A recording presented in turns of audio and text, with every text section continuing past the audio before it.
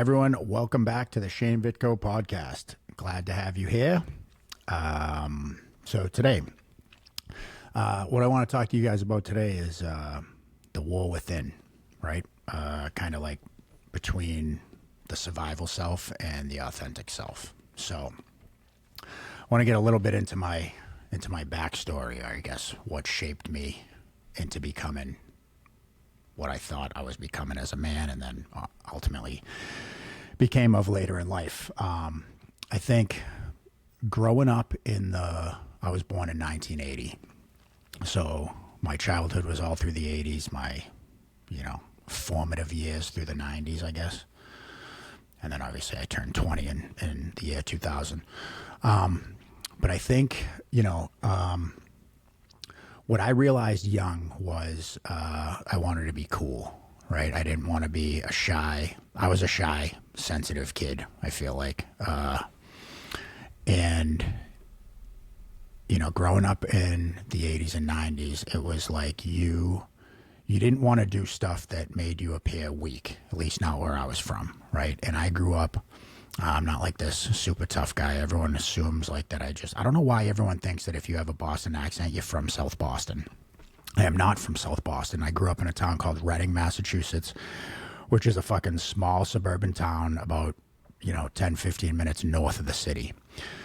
But with that said, that was another layer as well, right? Like I didn't realize this till later on, probably my teenage years, and we'll get to that. But what I knew early on was that if you like to play soccer, if you like to play tennis, if you like to play any of these sports that weren't manly or tough, kids weren't so kind about that, right?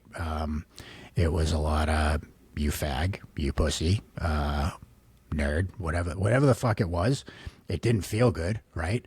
And if you're not getting kind of, I guess, I don't know, proper coping skills at home or reinforced by your parents that it doesn't matter what the fuck other kids are saying, it does matter. That's all that matters is what other kids are saying. So guess what? I don't play fucking soccer anymore. I definitely don't play tennis. I don't do any of those things. So I start to get involved in shit that is tough, right? Football and hockey for me. Ultimately, I chose hockey because football and hockey coincided and it was just too much. And I ended up I played football one season, flipped the fuck out, told the coach to get fucked, all that stuff. It wasn't for me, right?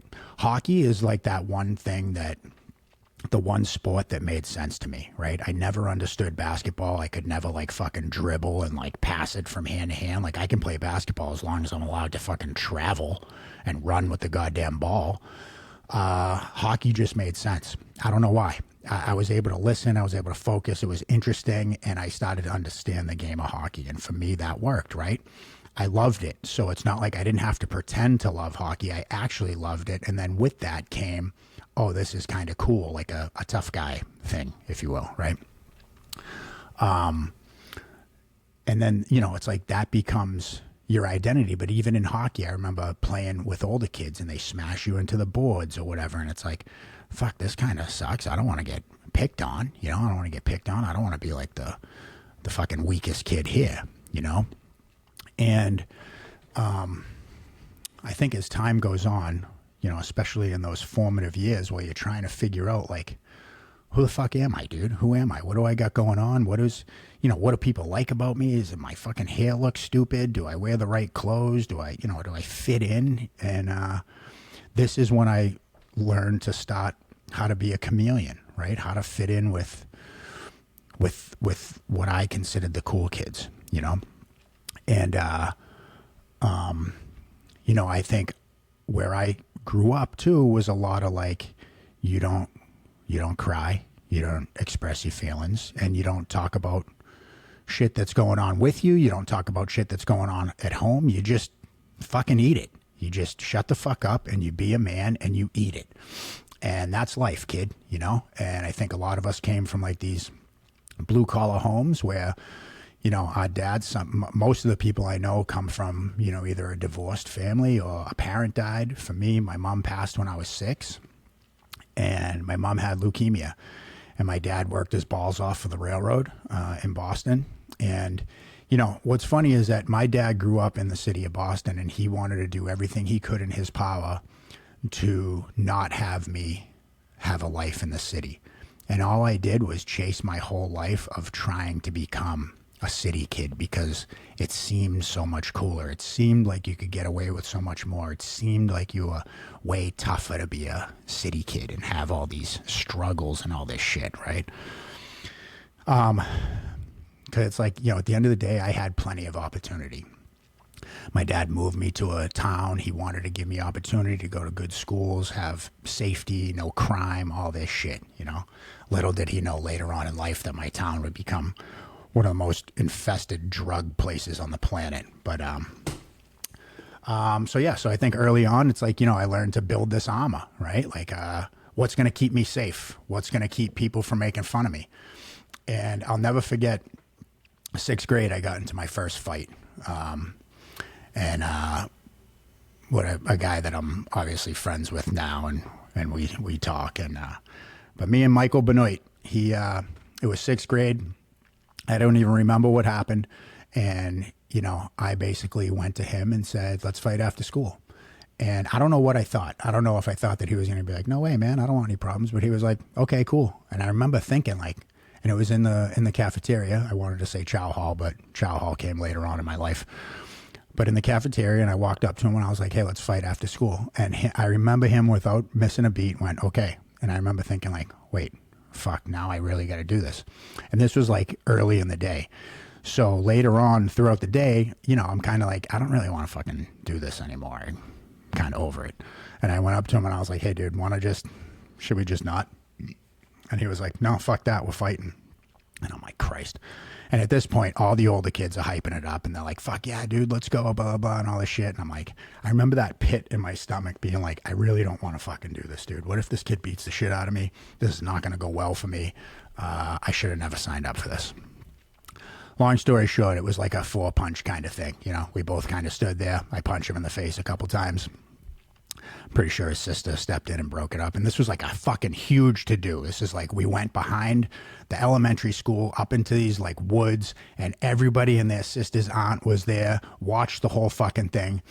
And, obviously at the time, I don't think about how that made him feel or what was going on with him. All I can remember is that I like this. I like this feeling. I like everyone going, fuck yeah, and blah, blah, and all this shit. And I'm like, I want to adopt this. I want this to be this is what I think gets you respect. This is what I think people will like about me. And what's funny is that we both got in school suspension for that. And we had to sit across from Mr. Adriani's office, the assistant principal who used to smoke cigarettes in his office. And this guy would drive me home. The amount of times that I got suspended from middle school, and he would just take me in his car and drive me home and smoke 1,400 cigarettes on the way home. That just gives you an idea how things have changed. But anyways, me and Benoit sat in, we had to sit in this fucking closet that was it was literally a mop closet, and they put 2 desks in there, and we had to sit in there together for probably a week, if not more. And it's you want to force somebody to get to know the other person, do that. And we had a good time, and we laughed, and we became friends, and it's somebody that I still keep in touch with to this day. But the point is that gave me this, I guess, this false confidence, or this, I want to chase this high. This is what I want to do. And it's what I learned over the years is the more I start to desensitize myself, or the more I got into fights, the less I felt like I was going to shit my pants, the less I felt like I was going to throw up, and it just became second nature, and that's what I ran with. But it was you start to get to this place of not realizing where's the real me end and the fake me start, when do I get to take this mask off? And now I wear it all the time. Now I wear it at home. Now I wear it with my family. Now if anybody's going to challenge me or do anything to me, that's what I'm going to bring that's what I'm going to meet you with, is this, and then if fighting didn't work, or, I didn't think that was going to be enough. I think about Joe Pesci from not Goodfellas, Casino, that's, I wanted to take it to that extreme. you know, like, okay, let me hit somebody with a bottle. Let me fucking throw a brick, a chair, do something that people go like, dude, are you all there? Why would you do that? You know? And to me, I was thinking like, fuck yeah. Because now the more that you're afraid of me, or the more that you think I'm a loose cannon, you're not going to find out that I'm sensitive. You're not going to find out that I miss my mom. You're not going to find out that I'm fucking terrified of everything, that I don't want to go home, that I am not okay being me, you know? So that ends up becoming my identity. And it's like, you know, the more you lie to yourself and try to make this your persona, eventually it starts to become true. Right? Like you start to desensitize yourself and dehumanize yourself so much that you start to believe it. You start to, you know, this is actually me. You know, this is the new version of me. This is what I like.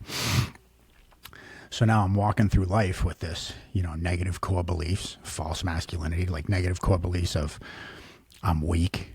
If people think I'm weak, they're going to take advantage of me. If you know, all that stuff that I had inside me, that was this voice playing over and over in my head of like, if you don't do this, you will become a victim, you know? And to rewind real quick, yeah, man. So my mom had leukemia, and, you know, I think she got diagnosed like around the time I was 5. They gave her a couple months to live, and she ended up living a little bit, you know, probably, I think a year, 18 months longer than she should have. But I just remember constantly going to the hospital. It was the Leahy Clinic at the time, and going into the hospital, going to visit my mom, coming home, going to the, and I'm like, I don't know what the fuck is going on. I don't know how to figure this out. So when my mom passed, that is for me, that broke me. That's what broke me. My best friend on the planet, my everything was gone. So now I develop a resentment and a hate towards God. Because why would you take my mother? My dad had to absorb that, and then, you know, he's left to figure shit out on his own.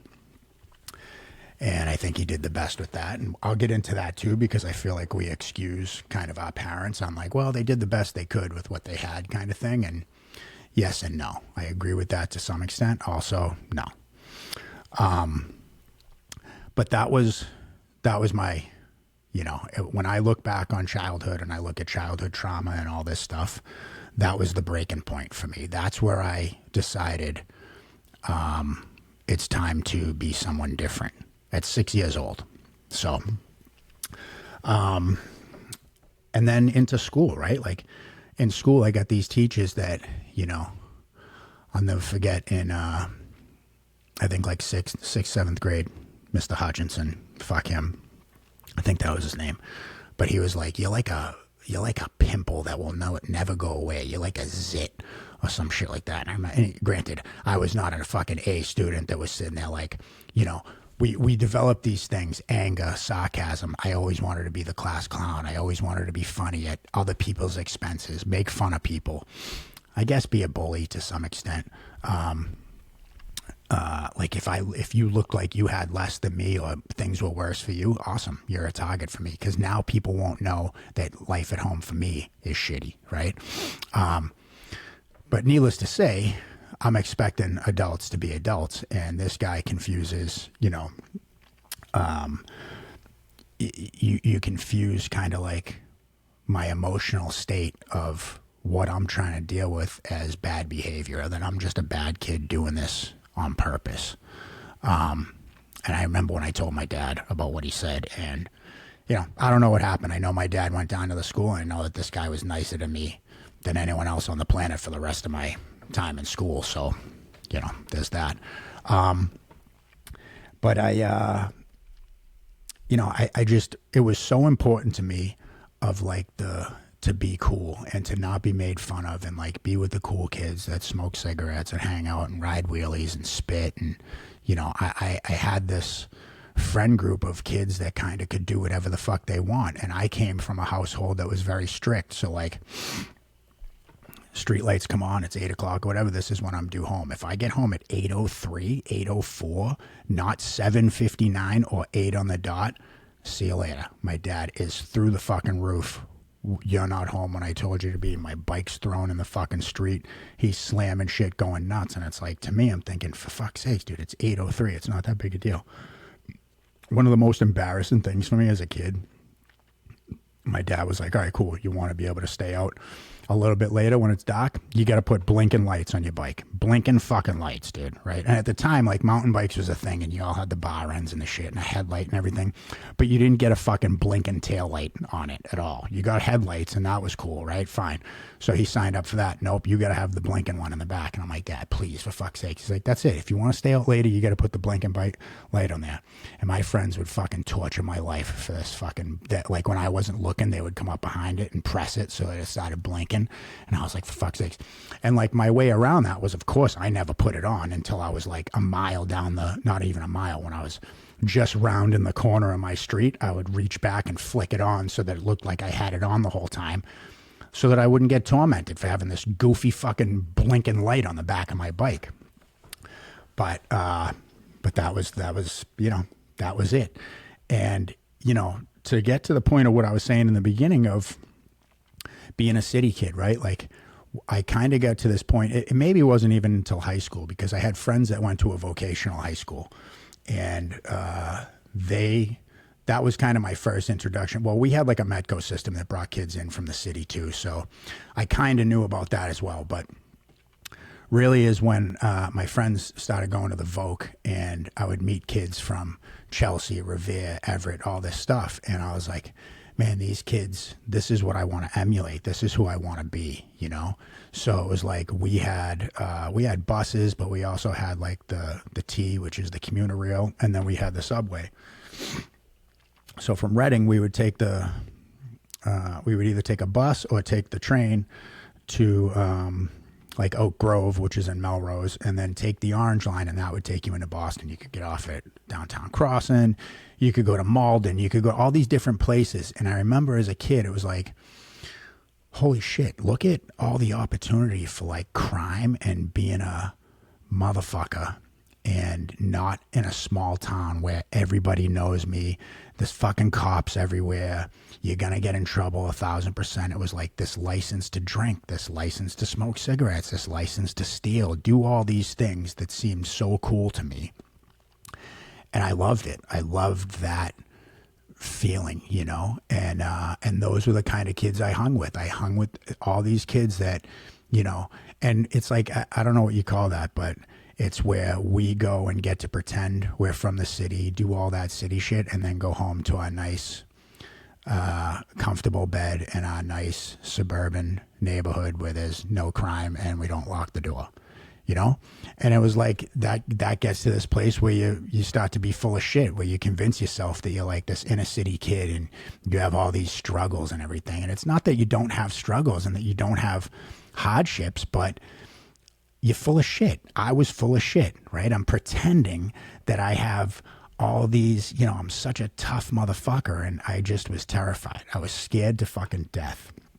And I think, you know, I think it's like all of it, the anger, the sarcasm, drugs, all that becomes this thing to just have emotional numbness and be untouchable, you know, where it's like everyone will just, you know, you'll either stay away from me because of fear, or you'll hang out with me because you think that I'm just as much of a psychopath as you. So we kind of get along. I think it was, you know, when I was in prison was when I remember being in Walpole, and the cell doors close, and, you know, you're in a one-man cell. And I remember thinking to myself, like, every time at night when that cell would close, it would be like, fuck, man, like a sigh of relief, right? Like, I'm done for today.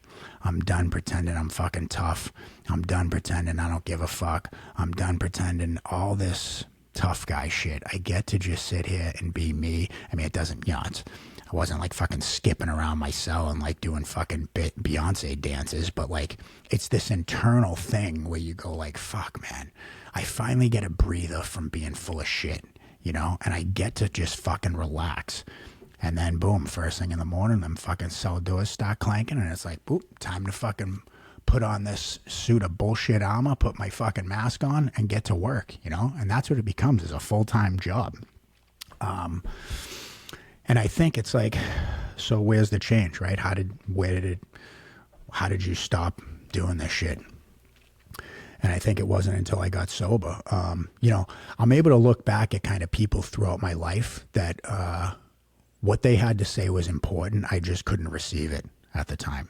People that I worked with in prison, people that I had, you know, my dad. I mean, everybody along the line that kind of offered me good advice or a way to handle life or issues or something, but I wasn't willing. Because I was very much, I think like I said in episode 1, like I needed it to be relatable. If I didn't think you walked in my shoes, if I didn't think you understood where I was coming from, fuck you.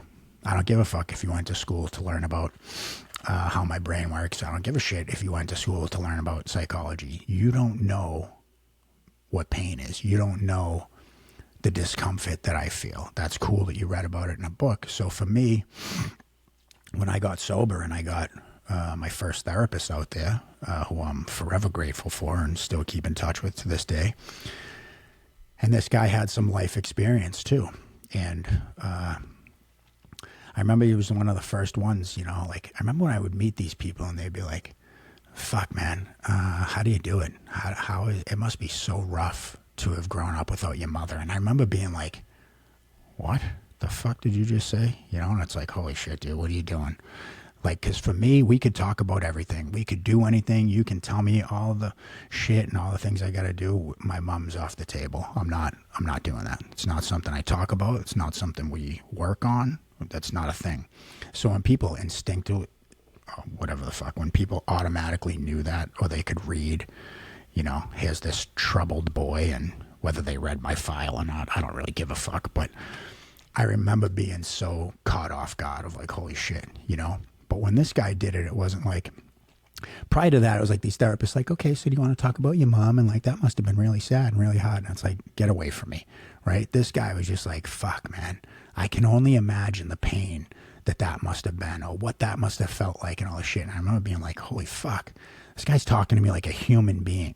He's not talking to me like a robot. He's not talking to me like a therapist. He's actually telling me. And at this point, I've watched enough people and have some sense of intuition, or kind of, you know, prison does that to you. The military does that to you, where you are able to kind of read facial expressions and body language and know like, oh fuck, or we're good.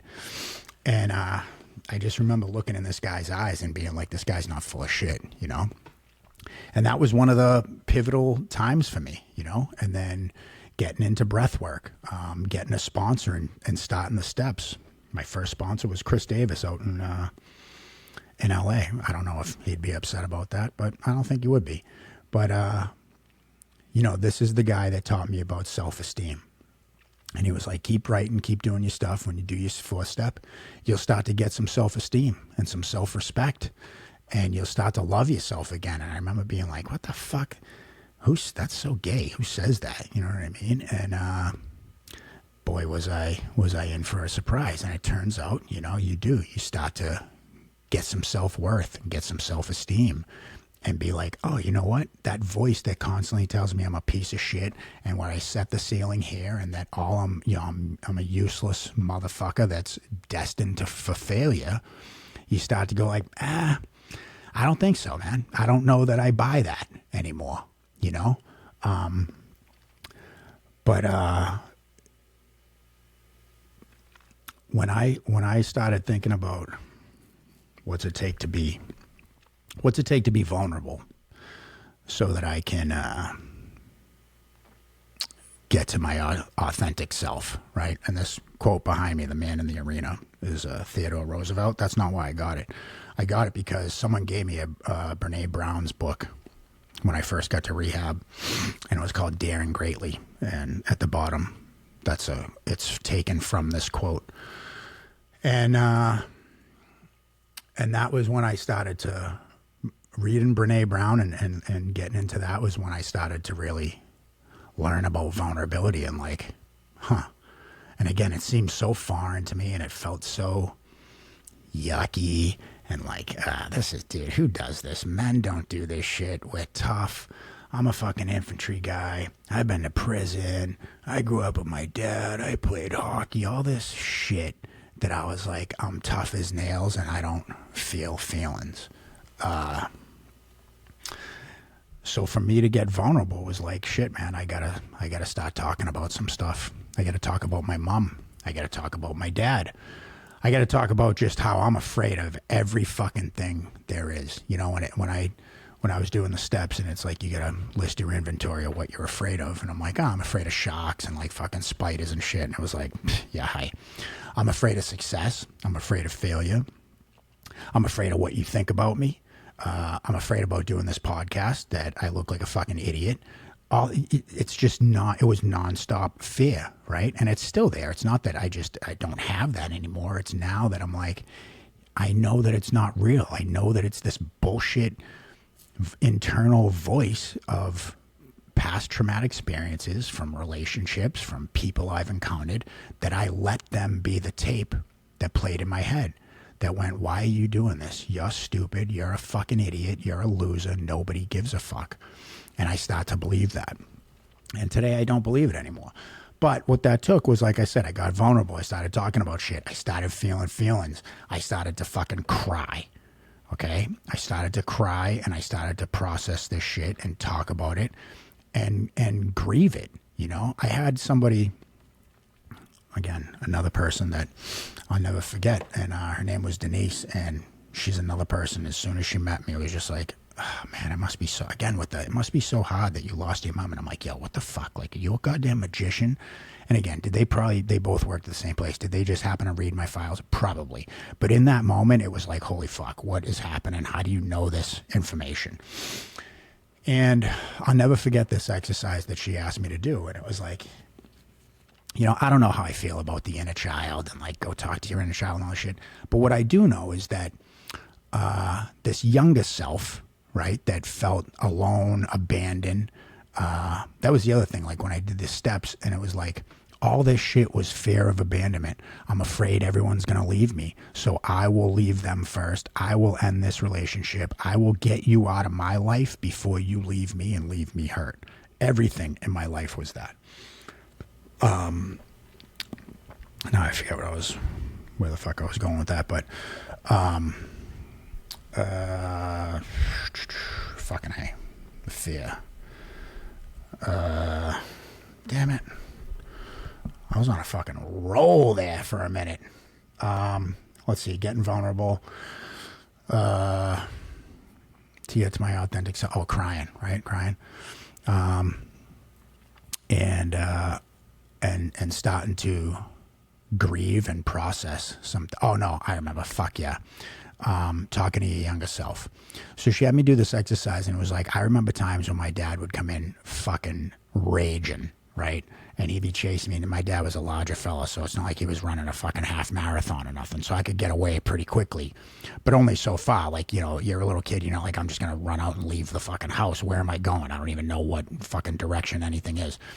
But I can get away in the house and I would hide behind this chair in the living room and be like, holy fuck, right? And what I was able to do is kind of like really vividly remember these moments, right? Picture it, my gross fucking rug, what hung behind the TV, where the TV was, where this like roll fucking desk thing that we had, the chair, the cast iron radiator that I would burn my fucking arm on all the time. And I now insert who I am today in this situation. And I'm able to step in and go, back the fuck up. You stay right there, like talking to my dad, stay right the fuck there, don't move. Me going to my younger self, give me a hand, come here, right? Because I can trust me. I know that. I know that I can trust me. So I see an older version of me saying, hey, here's my hand, take my hand. And I would do that and walk him out. And it's not about going like, okay, now to fucking victory. Let's go beat the shit out of him or anything. That's not real. But what I could do is sit with this younger kid and say, I just want you to know that I understand what you're going through is tough. and you're going to go through some fucking hard things. But I want you to know that you're going to be okay. You're going to be okay. I know it's hard now, but just keep fucking pushing and things are going to be okay. And I don't know why, but for whatever reason, that ends up freeing something inside of me. You know, again, coupled with breath work. I've done neurofeedback. I've done a lot of things. But this is just another one of those things that I did early on that made me start to be okay with me, forgive myself, forgive people that had wronged me that I just thought murderous of for fucking years, of like, how do I just kill these people and call it a day? Maybe not kill, let's not get crazy. I don't want this thing to get fucking taken down, but hurt, harm, whatever, you know? And this made it so that these people didn't rent this space and they didn't fucking control, they didn't own me by the throat anymore. You know, it's not to say that my trauma's gone and that I'm fully healed and I just skip around all day and life's fucking grand. I still get angry. I still get depressed. Things still come up. But they don't fucking own me to the point where I'm like, let me go shoot heroin because that's the only thing that's going to bring me fucking peace or calmness anymore. Now I have tools. Now I have things that I do. I call other men. You know, I said in the first episode, can you ask another man to help you do something you already know how to do? I do that all the time. When I think I know everything as a parent. I know everything as a breathwork person or whatever it is that I'm doing. I call these other guys that are doing it as well, and I listen and I get their advice and I get their input and I ask them how they're doing it, you know? And it all comes down to, like, you know, in the end, accountability, right? Like who am I when no one's watching? Like when I turn this camera off, do I go downstairs, beat the shit out of my dog and yell at my wife? Or do I keep the same energy? Do I keep the same consistency? And I think the more that you're accountable and the more that you do keep that consistency, everybody around you knows it, right? And that's what I do my best to do. I'm a fucking human. I fuck up. I make mistakes. But the difference is now is I don't just go, well, tough shit and it's their problem. And if someone didn't act like this, and I own it and go, you know, this morning my wife made me eggs and she put like fucking... She put like cooked up baby spinach on there. Why? I just wanted scrambled eggs.